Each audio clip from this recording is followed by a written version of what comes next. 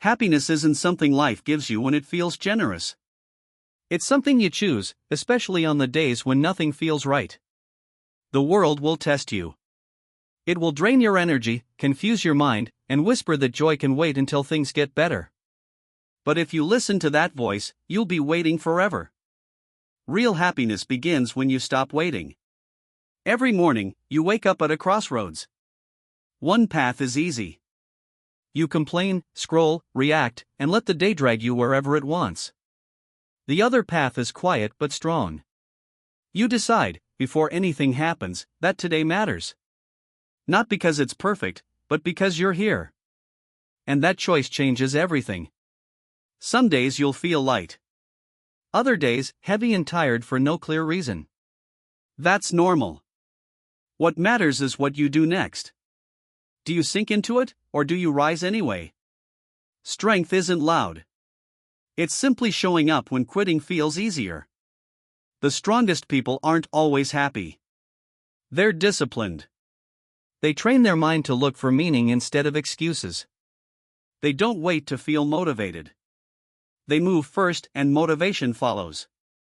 So tomorrow morning, don't give your mind away to noise. Take a moment. Breathe. Remind yourself, I decide how I show up today. That small pause is power. That's how you protect your peace before the world tries to steal it.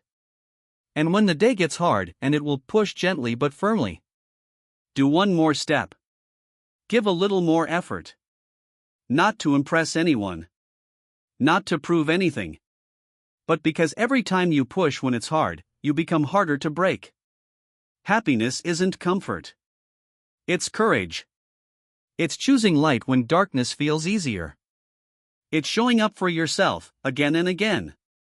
You don't need life to be easy. You need to be strong enough to rise anyway. That's not how life really works. Inspiration isn't some magical spark that shows up and saves you. If you keep waiting to feel ready, you'll stay stuck. That's the trap. The people you admire, the ones who keep rising no matter what, aren't special. They've just learned a hard truth early on. Motivation doesn't come first. Action does. If you wait to feel like it, life will move on without you. Real change begins the moment you push yourself when it's uncomfortable. Not the kind of change that looks good on the outside, but the kind that reshapes who you are inside. Every time you do something you didn't feel like doing, something important happens. You send your brain a message, I am not ruled by my emotions. I move because I've chosen to grow. The Stoics understood this deeply. Epictetus, who began life as a slave and lived with pain, taught that hardship isn't a reason to run. It's a test. Difficulty reveals you. It shows you who you are when things are heavy and who you could become if you don't quit. Think about the moments you're most proud of. The ones that still matter to you. They probably didn't come from comfort. They came from effort. From struggle. From showing up when it would have been easier to stop. Those moments built you. They set your inner standard. They gave you strength for what came next. But if you worship comfort, if you treat anything hard as something to avoid, you'll never see what's on the other side of resistance. You'll stay soft, frustrated, waiting for perfect conditions that never come. Over time, that turns into a habit. And that habit quietly eats away at your confidence. So stop asking if something feels easy. Start asking if it's worth it. If you want a strong mind, train it on hard days. If you want peace, practice calm when chaos is loud. If you want confidence, earn your own respect by doing the difficult thing again and again, no matter how you feel. This is what separates people who grow from those who stay stuck. Not excitement. Not perfect timing. But the willingness to push when it's inconvenient, uncomfortable, and emotionally heavy. That's where strength is born. The next time that voice whispers, skip today, don't fight it. Just smile at it and move anyway. Act first. Feel later. We were taught a lie growing up. That you need to feel good before you can do good. That you need the right mood, the right energy, the right moment. But the truth is freeing and simple. Feelings follow action. Not the other way around. You don't wait to feel confident. You move, and confidence grows. You don't wait to feel motivated. You start, and motivation shows up later. Your brain isn't your enemy.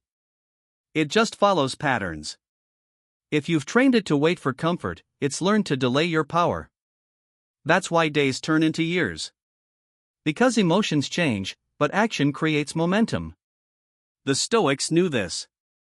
Seneca said we suffer more in our imagination than in reality. The longer you hesitate, the heavier everything feels. But once you take even a small step, something shifts. Energy rises. Clarity returns. You don't need a perfect plan. You need a first move. Athletes train even when they don't feel strong. Writers write even without inspiration. Leaders act before certainty. Not because they're special, but because they've practiced showing up anyway. So when you feel stuck, don't wait. Move your body. Write one line. Make one call. Do one small thing. Let motion pull you forward. Action doesn't just solve problems. It changes how you see yourself. It reminds you, I am capable. I am in control. That's emotional strength. Not ignoring how you feel, but refusing to be ruled by it. You can feel tired and still move. You can feel afraid and still act. And one more thing. Your focus shapes your world. Your mind filters life based on what you pay attention to. Focus on problems, and you'll see problems everywhere. Focus on lack, and everything feels broken. But shift your focus to growth, effort, and progress, and the world starts to look different. Not because life changed, but because you did. Complaint drains you. It keeps you trapped in the past. But focus gives you direction. And direction gives you power. So don't wait for the perfect mood. Create it through action. That's how discipline becomes freedom. Marcus Aurelius once wrote that the soul takes on the color of its thoughts. In simple terms, whatever you keep thinking about, you slowly become. If you replay old wounds, feed your anger, and expect the worst, your emotions will follow that path. Not because life is cruel, but because your focus trained them to. But the moment you shift your attention, even a little, something changes. You stop asking, why is everything against me? And start asking, what can I still control? You stop saying, why is this happening to me? And begin asking, what is this teaching me? That small shift brings power back into your hands. Feelings follow focus. If you spend all day staring at what's wrong, no amount of success or distraction will bring peace. But when you focus on what's within reach, on what you're building, on what still works, your energy changes. Not because life suddenly became easy, but because you changed how you look at it. You don't need a perfect life to feel okay. You need a better lens. This is where happiness becomes a skill. It's learning to catch your mind when it spirals. It's noticing when you're feeding fear instead of strength and choosing differently. Saying, yes, this is hard, but I won't make it my identity. That choice, made again and again, builds resilience. It gives you room to rise even before your situation improves. So ask yourself, what are you magnifying right now? What are you feeding with your attention? Is it helping you grow, or keeping you trapped? Your attention is the currency of your life. Spend it on what strengthens you. Feed your mind the way you feed your body. If someone told you they hadn't eaten in days, you'd worry. But most people starve their minds without noticing. Worse, they fill them with junk, endless scrolling, drama, noise that doesn't teach, heal, or challenge anything. Then they wonder why they feel empty or drained. What you consume mentally shapes how you experience life. It doesn't matter what's happening outside if your inner world is chaotic. That's why protecting your mind isn't a luxury. It's survival. You don't need to read nonstop or be perfect. You just need to ask, is what I'm consuming helping me or hurting me? You become what you feed yourself, slowly, quietly, over time. The Stoics understood this. They guarded their minds carefully. They chose their thoughts, their influences, their inputs, because they knew the mind becomes what it's trained on. And today, your mind is being trained every minute. So choose wisely. Start your day with something meaningful. Throughout the day, notice when you drift into mindless noise. Not with guilt, just awareness. Strength is built through repetition. And then there's gratitude. When life is heavy, gratitude sounds like an insult. But gratitude isn't pretending everything is fine. It's defiance. It's saying, this pain will not define everything. It's not reserved for good days. It's how you survive the bad ones. Your brain is wired to scan for danger. That keeps you alive, but unchecked, it traps you in negativity. Gratitude interrupts that loop. It reminds you that even in difficulty, something remains untouched. A breath. A lesson. A moment of quiet. A small kindness. The Stoics practiced this daily. They reflected on loss not to feel afraid, but to appreciate what was still there. Gratitude grounds you. It says, yes, this hurts, but this isn't the whole story. And sometimes, that reminder is enough to keep going. Gratitude begins when you realize how fragile everything is and choose, again and again, not to take it. So when everything feels overwhelming, pause. Look around. Look within. Name one thing you're thankful for. Say it out loud. Let it interrupt the noise. Over time, your body begins to relax. Your thoughts soften. You remember that even here, even now, peace is still accessible. Gratitude isn't a feel-good trick. It's mental armor. In a world constantly reminding you of what's missing, gratitude is how you fight back. Your habits shape how you feel. Most people think emotions just happen to them. Some days are good, some are bad, and they don't know why. But emotions are built daily through small actions, routines, and signals sent to your brain. When habits fall apart, emotions often follow. You don't need complicated systems to feel better. You need basics. Are you drinking water? Moving your body, even a little? Getting sunlight? Breathing deeply? These simple actions send a message to your nervous system: I'm safe. I'm alive. When you ignore these basics, your body suffers, and so does your mind. Skip meals, overuse caffeine, sleep poorly, stare at screens all day, and your emotions become unstable. You feel irritable, disconnected, overwhelmed. And then you blame life, when really it's your daily choices quietly shaping how you feel. This is emotional intelligence. Not big breakthroughs, but consistency. The Stoics understood this. They lived with discipline because they knew the body and mind are connected. A chaotic lifestyle creates chaotic thoughts. A steady routine creates emotional balance. So instead of trying to think your way out of a bad mood, return to basics. Ask yourself, did I move today? Did I eat something nourishing? Did I take even 5 minutes to breathe without a screen? These aren't small things. They are anchors. Build simple habits and repeat them daily, especially on the days you don't feel like it. A short stretch. A walk. A glass of water before coffee. 1 minute of silence before bed. Over time, these habits create stability. Not perfect happiness, but balance. And eventually, they become automatic.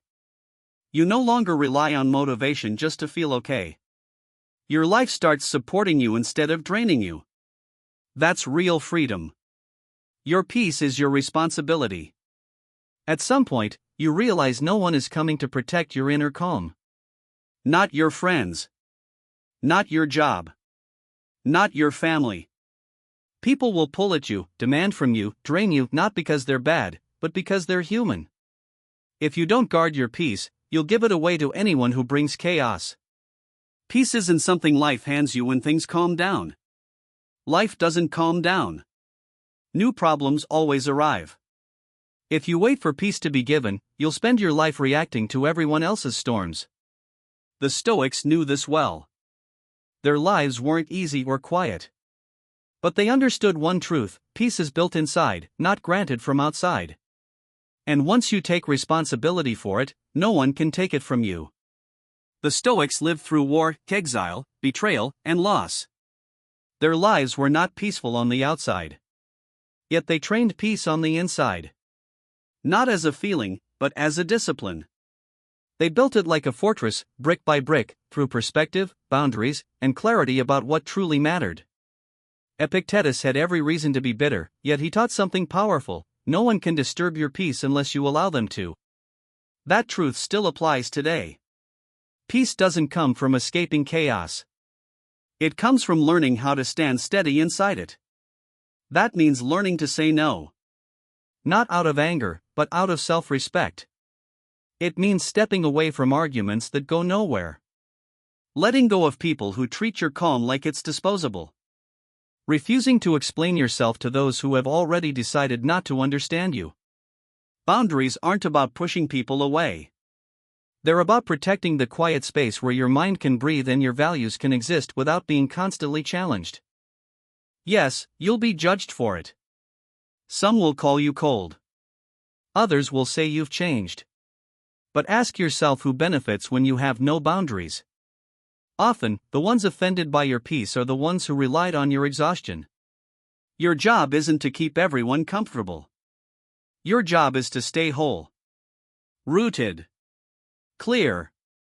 So when life shakes, you don't fall apart with it. That's emotional adulthood. Realizing no one is coming to save your peace. You have to build it yourself, daily. And when you do, you realize peace isn't passive. It's power. It sharpens your focus. Strengthens your decisions. Gives you space to respond instead of react. So ask yourself, where are you leaking energy?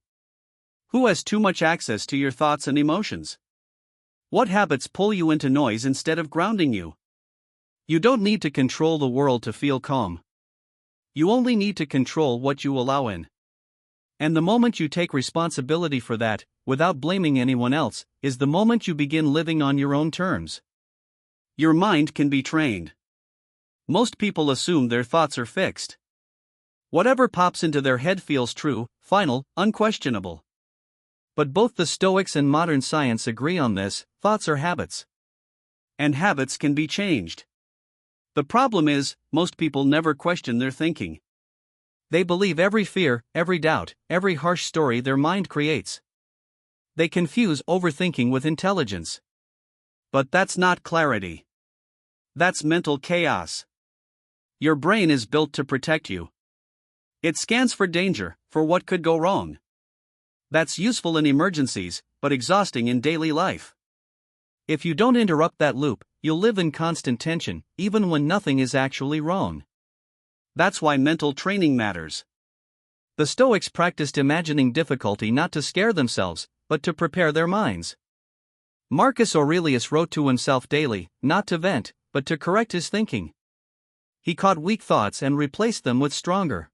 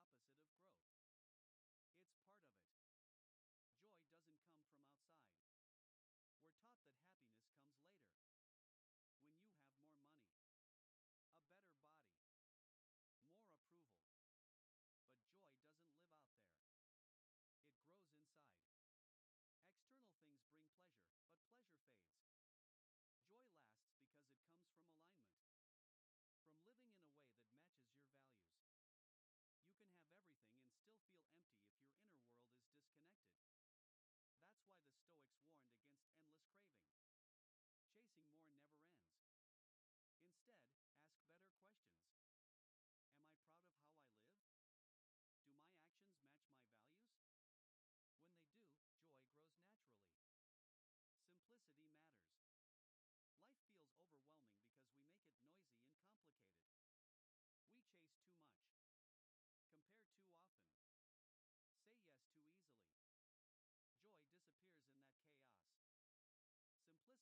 in that chaos. Simplicity isn't about doing less, it's about doing what matters. Peace needs space. Say no when needed. Slow down. Be present. Enjoy small moments. Real joy lives there. End the day with gratitude. How you end your day shapes how you rest. Your mind holds onto what went wrong unless you guide it. Gratitude balances the picture. It reminds you the day wasn't only stress. Before sleep, name one thing you're thankful for. A small win. A moment of effort. The fact that you tried. This isn't ignoring pain. It's honoring progress. Gratitude helps your mind rest. It softens the heart. It prepares you for tomorrow. Happiness isn't a mystery. It's a practice.